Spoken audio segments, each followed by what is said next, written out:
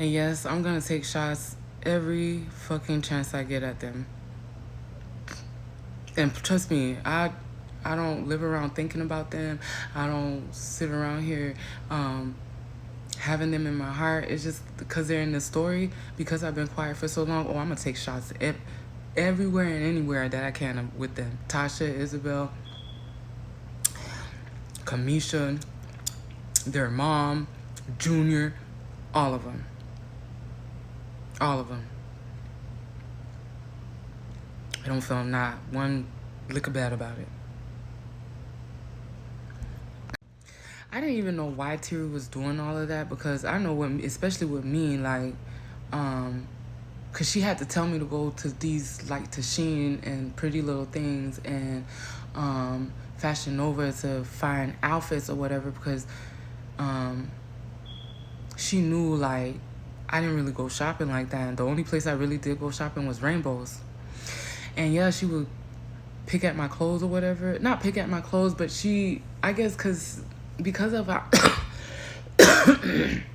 excuse me, because of how much weight I lost or whatever, she kept telling me like, you should wear this or you should wear that or shit like that, which I didn't mind because she was into fashion. I mean, a lot of times hers was like high-end stuff. Like I said, like before she like hit bottom, she was like buying Gucci and buying Louis Vuitton and buying like all of that stuff, like, and just put it in her closet. I think I had said that when I said when she first moved to Tampa and me and Claudia went through her stuff and she got mad. But now she was like really living on a budget, but she would still buy like Gucci shoes and belts and purses and all that other stuff. So she would tell me like where to go or whatever. So I didn't even know why she was trying to clock everybody's outfit. And I never took that away from her. She was she knew how to dress. She knew how to do makeup. She was like a girly girl, but she wasn't a girl's girl, if that makes sense. Like, she was into all that stuff. That's why I really like every time she would change her style too, because like I said, you wouldn't be able to tell where her confidence level really was, because she would put on that facade that it was so high, but you were really a miserable person inside, like very, very miserable. So once we like sharing each other what we're gonna wear and stuff like that, she never uploads none of her pictures. But I noticed that, put a pin on her. I'm like, okay, here we go. Something else. She don't want to do nothing.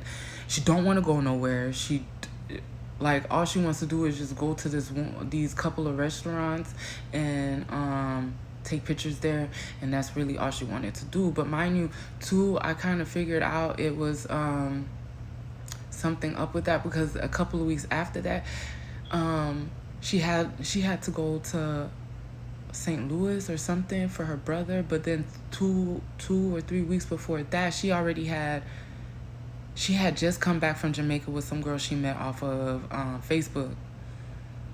So I felt like if she knew that she wasn't gonna be able to go, she should have just told us right then and there she couldn't go.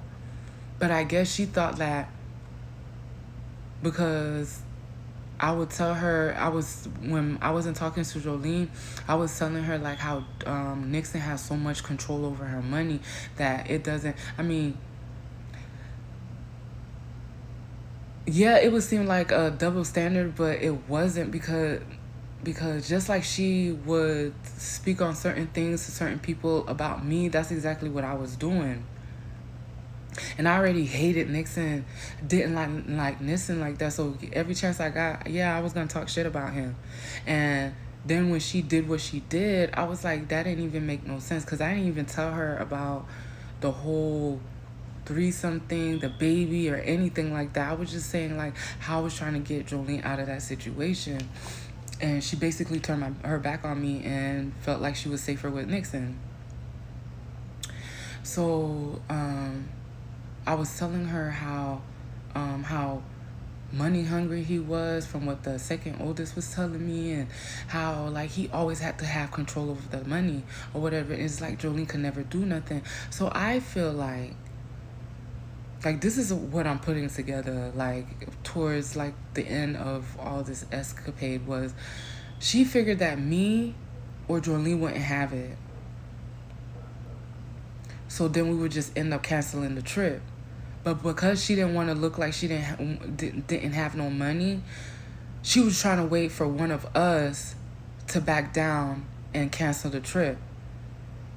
But knowing Terry, she probably put a non-refundable on her ticket, where if she canceled the ticket, like she could get her money back. This is my first time booking tickets. I don't even know, so I picked the non-refundable because I'm excited that we're going. I'm anticipating that we're really going. So I feel like she was purposely trying to sabotage the whole shit just so she wouldn't have to go. And mind you, if we would have just stuck to New Orleans, it would have been so much cheaper on everybody.